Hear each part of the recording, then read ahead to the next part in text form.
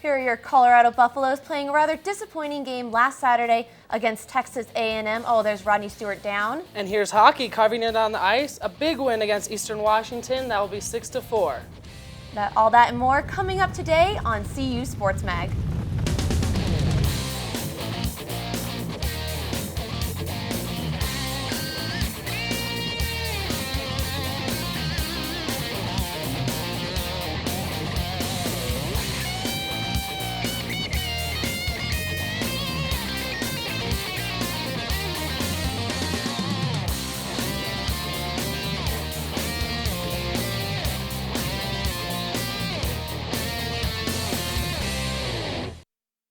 Hello and welcome to CU Sports Mag. I'm Kylie Burst, sitting alongside Matthew Seawick. We have a great show in store for you today.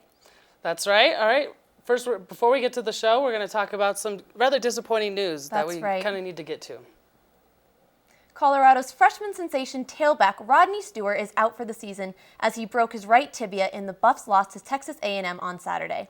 Aggies linebacker Von Miller was flagged in an illegal horse collar tackle on Stewart, forcing him to sit out the rest of the game. Stewart far exceeded expectations in the first half of the season as he rushed for 622 yards with 7 receptions and 2 touchdowns.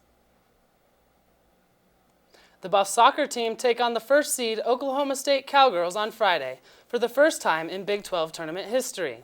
The Buffs faced off against Oklahoma State earlier this season but ended in a 1-1 tie. Colorado advanced to the semifinal after defeating Nebraska 1-0 in their first round game. Michelle Winino scored the only goal of the game, and goalkeeper Kristen Radlinski recorded 6 saves in her 6th shutout of the season. The Colorado women's soccer team made history this Monday with a record 8 players being recognized by the Big 12 Honors League. These outstanding players include freshman Kelly Butler, Caroline Danberg, and junior Nikki Marshall. Among these seniors honored were Nikki Keller, Kirsten Radlinski, Alex Cousins, and Gianna DiSeverio. Senior Michelle Winino was named Big 12 Co-Defensive Player of the Year. She is the first player in the program's history to receive this award. Congratulations to those recognized from all of us here at CU Sports Mag. Senior defender for the CU women's soccer team, Michelle Winino, scored the lone goal for the Buffs as they beat the Nebraska Cornhuskers 1-0 on Wednesday in the opening round of the Big 12 Championship. CU head coach Bill Hempen commented, "She gets forward when she wants to and usually does something good with it, and she certainly did that today." Winino's outstanding performance makes her this week's CU Sports Mag's Athlete of the Week. That's great. Hopefully we'll have a chance to catch up with her later on in the week. That's right, and now we're going to take it to our double team where we have Katie and Andrew, so take it away. Hi, I'm Katie Blackwell, sitting alongside Andrew Tomasini, and today we're going to be talking some women's soccer. So the women's soccer team is actually participating in the 2008 Big 12 Women's Soccer Championship in San Antonio, Texas right now. Yeah, this actually marks the 10th year of the Big 12 Championship, and the way that works out is the top 8 out of the 12 teams in the Big 12 qualify for the tournament. And the way that you qualify is you get 3 points for a win and 1 point for a tie. So from there, they qualified for the 8 teams, and that's how it worked out. And the first matchup that took place on Wednesday was between Missouri and Texas. Yeah, Missouri was the number 3 seed, and Texas is actually the number 6 seed. So the outcome of this game was really no surprise. Missouri ended up beating Texas 3-1, and so now Missouri is going to be in the semifinals, which will take place on Friday against Kansas, who beat Texas A&M on Wednesday. Yeah, and this will actually, Kansas played Texas A&M, and this will actually be the biggest upset of the Big 12 tournament. Texas A&M was ranked 11th nationally, and this Kansas team, you can't say enough about them because they've played 10 top 25 teams this year, and Texas A&M was actually the 11th team that they played. And coming out of there with a 4-2 win, it says so much about that team. They put so much pressure on them at the beginning of the game. It really set the tone, and Texas A&M could not come back. They went out with a 4-0 lead. I mean, it was tough for Texas A&M to even get into the game. And when we come back from the break, we'll talk about the other 2 matchups that took place on Wednesday.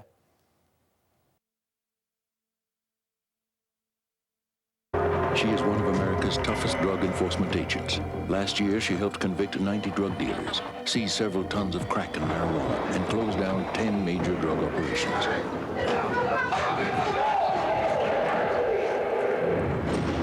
She is a 68-year-old grandmother named Irma. She set up a community drug watch that is not only changing her neighborhood, but its future.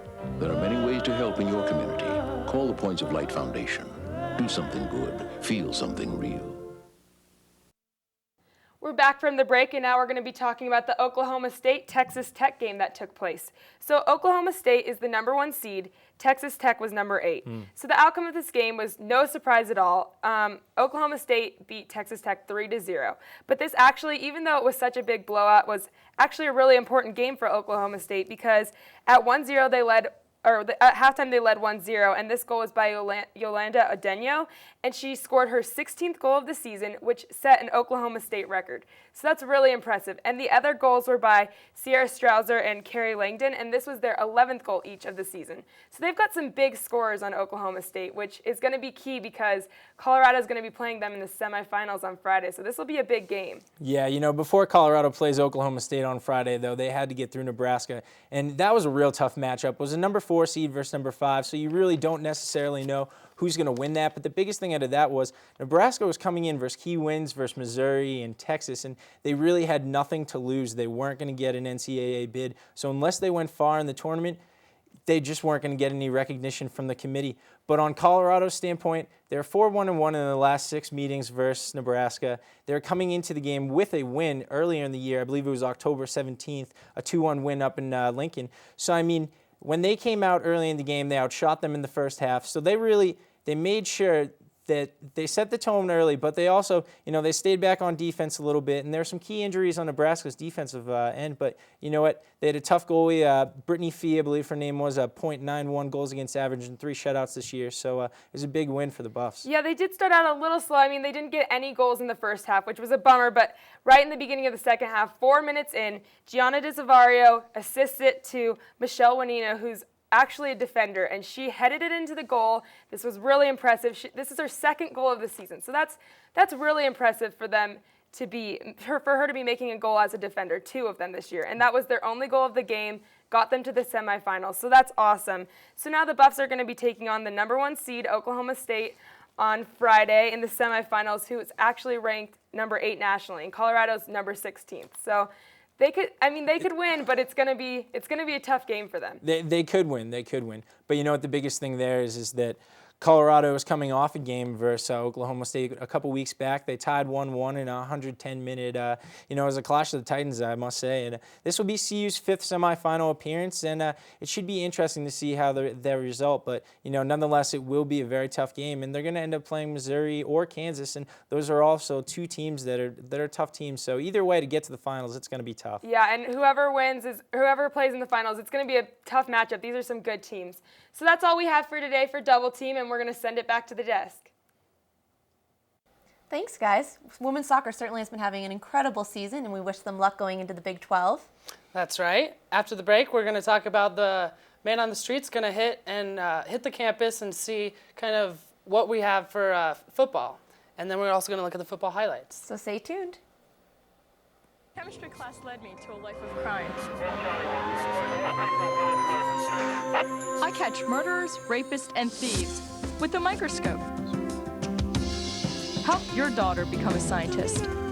Instead of a tea set, get her a chemistry set. Look at the boring job I got from being a science nerd. Expect the best from a girl. That's what you'll get.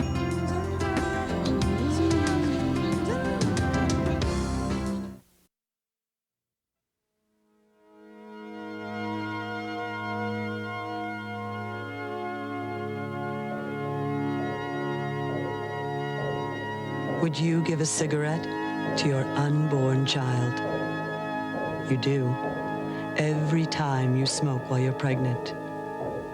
Pregnant mothers, please, don't smoke.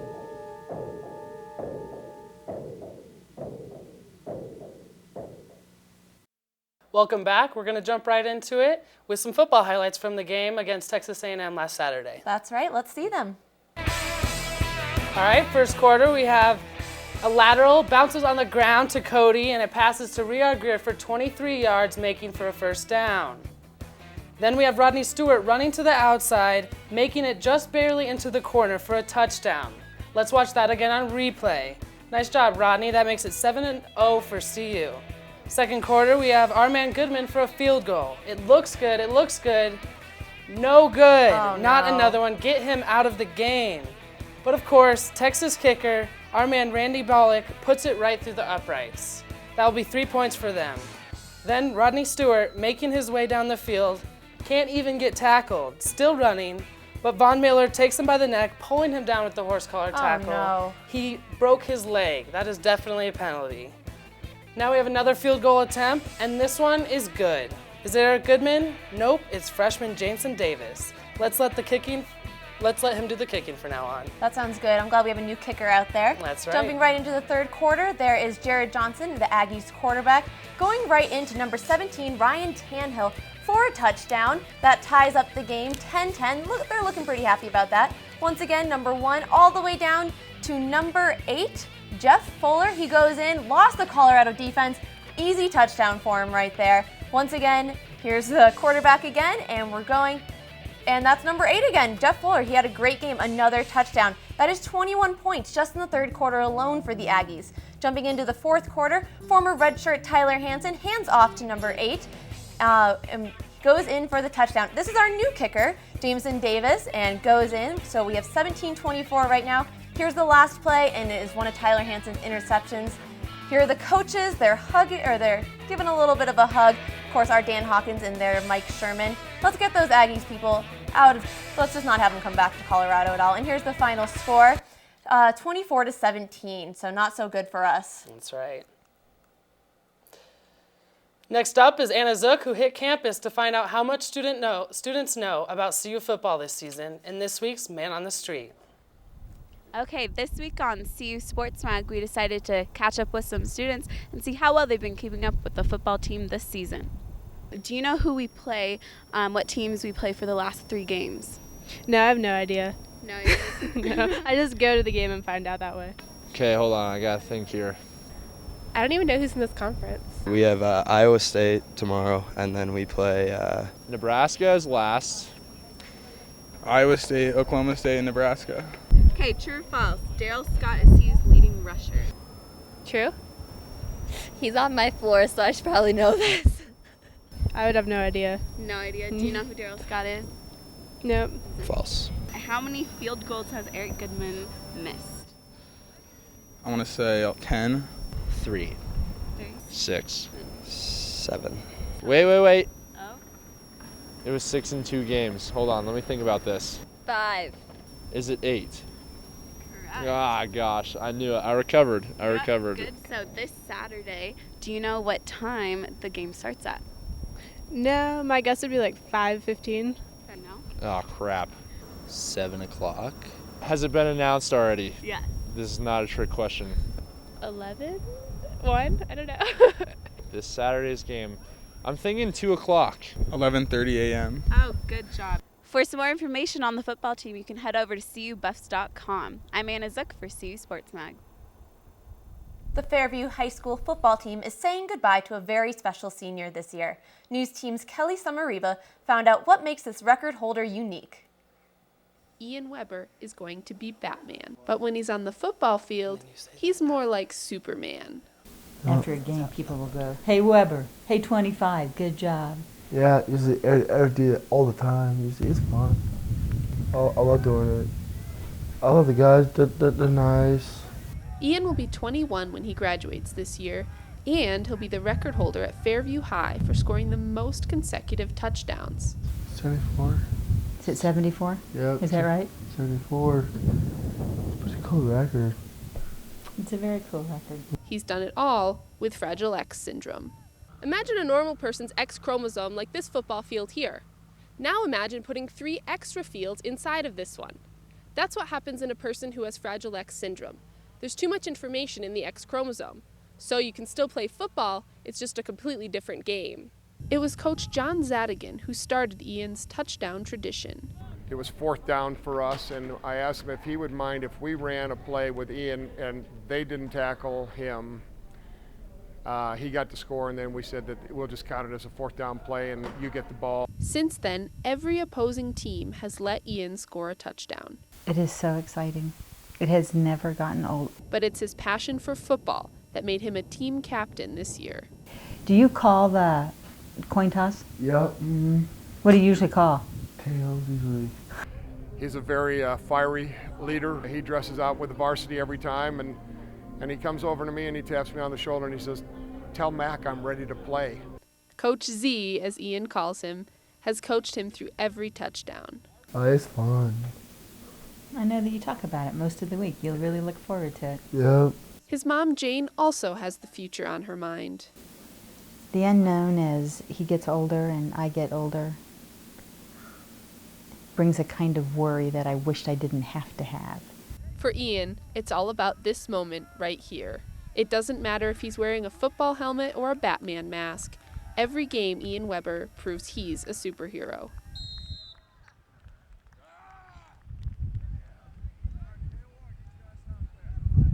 Ian says he's also going to Las Vegas for his 21st birthday. The CU women's volleyball team is in the process of completing their regular season with a winning record. Here at CU Sports Mag, we've been wondering whether it is their size or talent that has contributed to their success. This brings us to this week's trivia question. What is the average height of the CU women's volleyball team? Don't go anywhere, but we'll be back with the answer later in the show. You know, I'm looking forward to that. I've been to the games and they always tower above me, so I'm interested to see what the average height of the team is. It'll definitely be really interesting. And also coming up, we have our Nebraska joke starting off before our big game right around Thanksgiving, so stay tuned.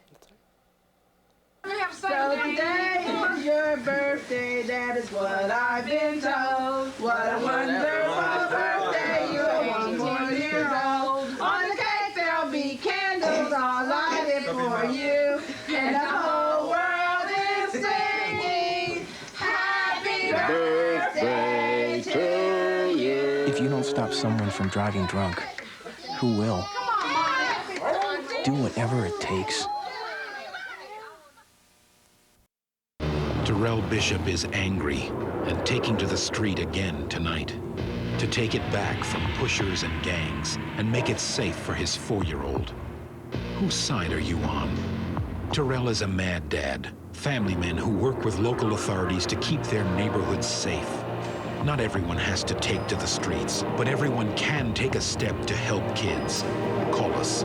We're fighting for the children. Whose side are you on? After coming off a win over Denver on Friday night, the University of Colorado hockey team beat the Eastern Washington Eagles 6-4 on Saturday. A goal by Andrew Nightenbach in the first minute of regulation got the Buffs on the board early. The Buffaloes put 2 more goals in the net before the Eagles could respond. In the second period, Eastern Washington made it a game by slipping 2 goals past the Buffs. CU finished the third period strong with 2 goals to put them ahead going into the break. In the third period, the Eagles found the net 2 more times, but it was too little, too late. Nick Harnett scored late in the third on a power play to seal the deal for the Buffs. The University of Colorado takes on in-state rival CSU tonight at the Student Rec Center at 8 p.m. Maybe you could chalk up the volleyball team's road woes to homesickness. Either that, or it was their disappointing .117 hitting percentage. The Rock Chalk Jayhawks became the latest team to defeat Colorado in 3 sets Wednesday night in Lawrence. As usual, Lauren Schaefer and Emily Sisko controlled CU's net, slamming 9 kills each. The loss puts the Buff at 6-7 in the Big 12. They've only got 1 conference win on the road so far this season. CU will try their luck at home this Saturday at 4 p.m. Don't forget, you'll also get in free if you bring your ticket from the Iowa State football game. With just 7 games left in the regular season, the women's volleyball team is still looking for an invitation to the NCAA tournament. Russell Cunningham is with Coach PEIU to get his perspective on this year's team and the chances for a postseason run.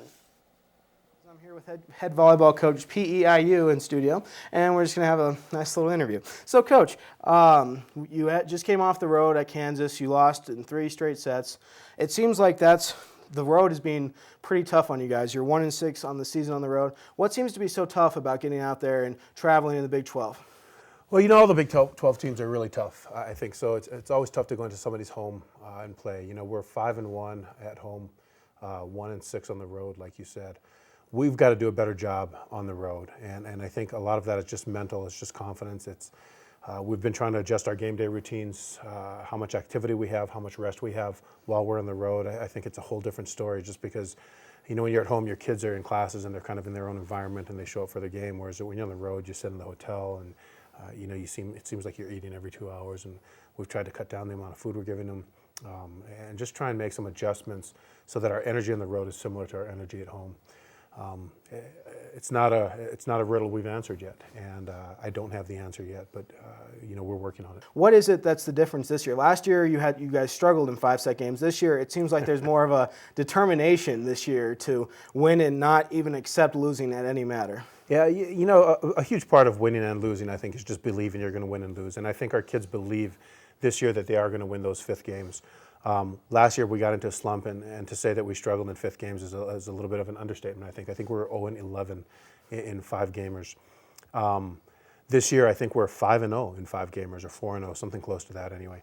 And really it's just a mental shift with our kids. You know, they really believe going into that 5th game that we own those 5th games and that we're gonna win those games. 7 games, left in your season. 4 of those are at the Coors Event Center. What do you see happening in the rest of the season as the season kind of comes to a close? You guys are currently 12-10 right now, and in position, if you guys play well in the rest of the Big 12, to perhaps make the Big 12 tournament, or not the Big 12 tournament, but the NCAA tournament. Yeah, I think we've got a shot. You know, if we go 4-3 in our remaining games, we'll end up 10-10 in the conference. I think at 10-10 we'll be real close to going, if not in. I think at 11-9 we're in. And so if we go 5-2 in these last 7 games, I think that's what we have to do to guarantee ourselves a spot. But certainly with a win over Nebraska, you know, a signature win, as well as a winning record, 4 games over 500. And that would put us 4th or 5th in the Big 12. I think they should take 5 from the Big 12 at least. Certainly. And you mentioned the signature game against Nebraska. That was a huge win. They were number 2 coming into the game in the nation, not just in the Big 12. We're talking nationally ranked.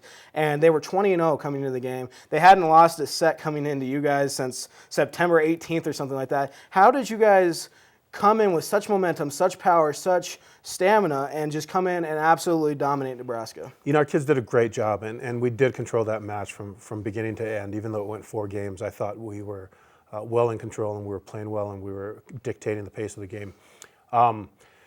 You know, we play well against Nebraska, I think, a lot. They're an easy team to play well against because they're so controlled. You know, they don't make a lot of mistakes. Nothing comes off their hands funky. You know, everything's readable. And I think our kids like playing against teams like that are very, very highly skilled. Our kids just get up for that game, and I think we went into that game believing that we were going to win that game. And that shows, you know, and that's the attitude I think we've got to take on the road, too, this year. We've got to translate what we did against Nebraska and put that into play on the road for us. Certainly. And so, as you said, the Nebraska game, signature game, do you think that will help you in recruiting other players coming to see you saying, hey, look, we're competing with these big teams in the nation, and we have a shot to play well at any given day? I do. You know, it was just 2 years ago, I think, that we beat them. They were number 1 and undefeated coming in, and we beat them then also. I think we've shown that we can play with these teams. I think the next step for the Buffs is just to show that we can play with these teams night in and night out. And it does affect recruiting, and hopefully we can bring in the kind of recruits that can get us there. Well, Coach, we really appreciate stopping by here, and we wish you the best of luck in the rest of the season, and we'll send it back to the desk. Thanks a lot. Thanks very much. Thanks, Russell. If you would like to see more of the interview, check out our website at cusportsmag.com. This week, the Denver Nuggets brought home one of CU's own when they traded for all-star point guard Chauncey Billups in a stunning move this past Monday. Billups was the 3rd overall pick in the 1997 NBA draft, making him the highest drafted Buff ever. He was also the first CU to record a triple-double in a game, and his number 4 was retired in 2004. Billups returns to Denver, where he played from 1999 to 2000, along with another former Nugget, Antonio McDyess. The 2 were acquired in exchange for all-star guard Allen Iverson, and all 3 will make their debut with their new teams this Friday. That's great that he's coming back to Colorado to play on our home team, the Nuggets. That's right, yeah. So after the break, we're going to go into weather, and then we're going to get the trivia answer. So stick with us. I forgot what we were doing next. Okay, so you're leading us. If you get my new comic activity book, More Adventures with Scruff, you'll find out what you can do about bullies, and guns. And you'll see lots of games. Cool. For your free copy of my new comic activity book, Just Right, Scruff McGruff, Chicago, Illinois, 60652. It helped take a bite out of crime. I want it, I want it.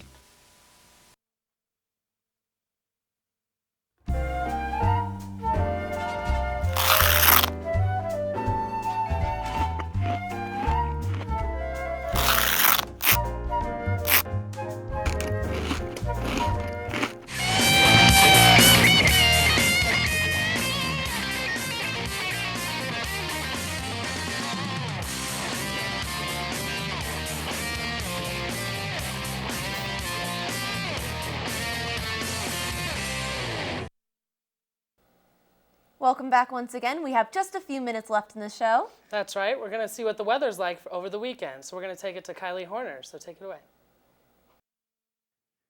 Thanks, guys. We've got a lot going on this weekend. Saturday's game day, and some of Colorado's ski resorts are opening up for the first time. So let's check out what the weather's going to be like over the next few days.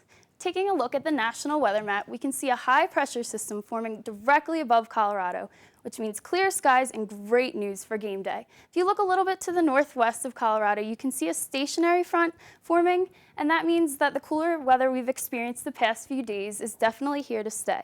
So now moving on to temperature, right here in Colorado, you can see a little bit of purple surrounded by a light blue. That means we're going to experience 30-degree weather surrounded by 40 and 50-degree weather. So the chance of a snowstorm is a definite possibility, and if you're headed to the game, don't forget your jackets and hats.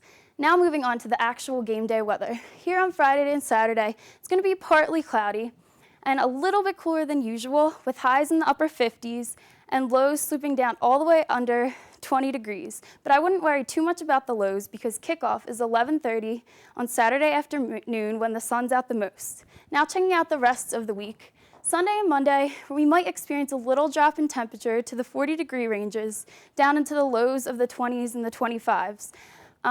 We're in the heart of the fall season, so whether you're going off to the game or headed up to the slopes, stay warm. And speaking of heading off to the slopes, let's see what the ski resorts have in store for us. For all you die-hard skiers and snowboarders, I'm happy to say that Breckenridge and Keystone is opening up for the first time this weekend. It seems as though Breckenridge has 4 inches of fresh powder in the past 24 hours and has 18 inches at the base. Keystone, on the other hand, only has 18 inches at the base, and they haven't received any powder, but that's okay. Whether you're going off to the game or headed to the slopes, just stay warm. And other than that, have a great weekend, and I'll send it back to the desk. Thanks, Kylie. The debate over what drives the women's volleyball team's success is finally over, thanks to the arrival of this week's trivia answer. But first, a refresher of the question. What is the average height of the CU women's volleyball team? And the answer? 6 feet tall. With height like that, it's no wonder the team's been playing so well. Combine their ups with their talent, and there's no question that both of these things are propelling the team to success. I was always wondering about that the whole show. That's right. With the big Nebraska game just around the corner, it is time once again for our Nebraska Joke of the Week. I hope you brought some needle and thread because your sides are about to split. Why doesn't Nebraska serve ice at their football games? Because the sophomore with the recipe left when his eligibility was up. Oh, that was a good one. I always love sticking to our rivals, Nebraska. Now we're going to look at the plays of the month from October, so it's been a good month. Absolutely.